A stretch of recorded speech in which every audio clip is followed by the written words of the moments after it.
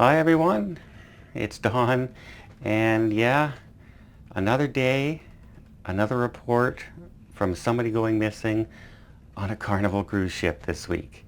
That's two in back-to-back. What's going on?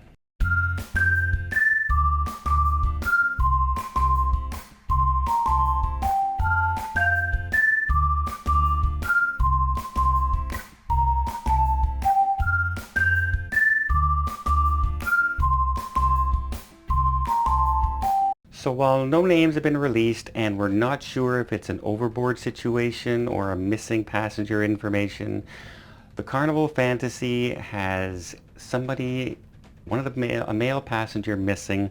It's on a 5-day cruise out of Mobile, and it's it's just one of those things. They're searching all the cabins, and when they go through this, they really go through it thoroughly. They search every little part of the cabin that you can think of. They search all the areas of the ship, from the kitchen areas to the storage areas to the medical facilities, in behind where they store the anchor chains. They look everywhere on the ship, anywhere a passenger or somebody could be injured or have crawled into or hiding.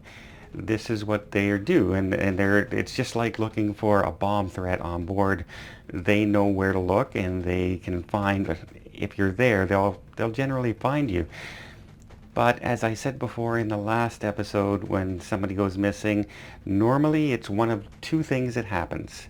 It's normally somebody intentionally has jumped off the ship, or secondly, somebody has done something very careless and foolish, like sitting up on a handrail on your balcony in rough seas, or any seas for that matter. Never sit up on the balcony with your back to the ocean, because that's just asking for trouble. In fact, recently there was a court case where a family was suing when a mother fell off the cruise ship, stating that there should have been better safety precautions. And really there's only one more thing that I can really, other than blocking in the entire upper decks and every balcony, and there are no more balconies, which people would obviously not want out there. I know I would be very upset if cruise ships suddenly had no more balconies out that you would be able to sit on and enjoy the sunsets and sunrises and the ocean breeze.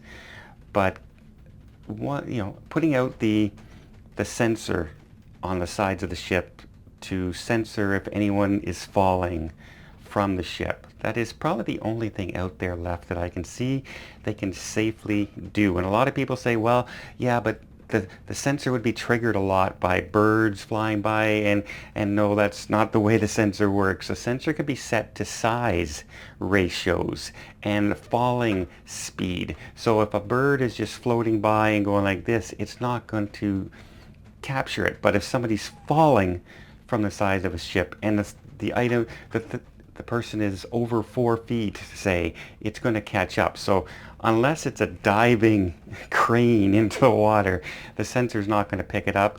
And the sensor only goes so far from the side of the ship. If you can jump 30 feet out from the ship, it wouldn't catch you, but it will catch anything within that 10 to 15 foot range. So that's really the only thing extra I could see them doing. But this family was suing, saying that the cruise ship should have done more to protect them. And quite honestly, I feel for the family that lost somebody, and this was an accident. They sat on the railing and fell over, as evidenced by the video that they found. But that's just a stupid thing to do. That's like people who climb up skyscrapers and then hang from their fingernails to get a selfie. And if something happens to them, do you say to the skyscraper people, you shouldn't build skyscrapers anymore? No. Don't do dumb things, people. Life is dangerous enough out there without doing stupid things. And sitting on a handrail or climbing up over and to overlook even the 6 and 8 foot glass barriers they have on some cruise ships. I've seen people pull over chairs, step up on the chair's top landing, and then climb up so they can overlook those big, tall glass barriers, that's just stupid. And that's carelessness. And if something happens to you, I have no problem saying that's not the cruise line's fault.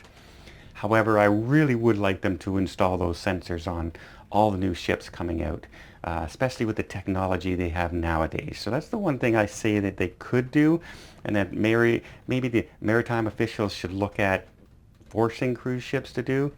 But trying to say that, you know, somebody standing up on a railing or somebody intentionally jumping is the cruise ship's fault, you can't. You just can't say that, because you would have to extenuate that to everything in life, from highways to, bridges, and it would just go on and on. But again, another passenger missing in the same week on a Carnival ship, both the same cruise line. And I know it's the holidays, and this is the kind of time of year when people sort of get depressed, and this kind of thing can happen.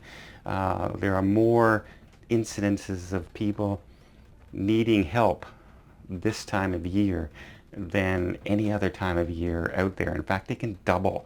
The suicide hotline more than doubles during this time of year. So people start feeling lonely and stuck in situations. And if you're one of those people out there, I beg you to just reach out and talk to people. Tell them your situation. They're not going to laugh at you. They're not going to look down on you.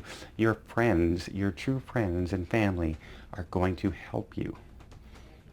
And yeah, I really hope that this is the case with this gentleman on Carnival Fantasy, that they've just gone missing and they do get found, but it's not looking very good. It's been more than 24 hours now, and they haven't found anything on the ship, and the Coast Guard and the search planes haven't found anything yet neither. So we'll keep our fingers crossed and hope for the best and prepare for the worst.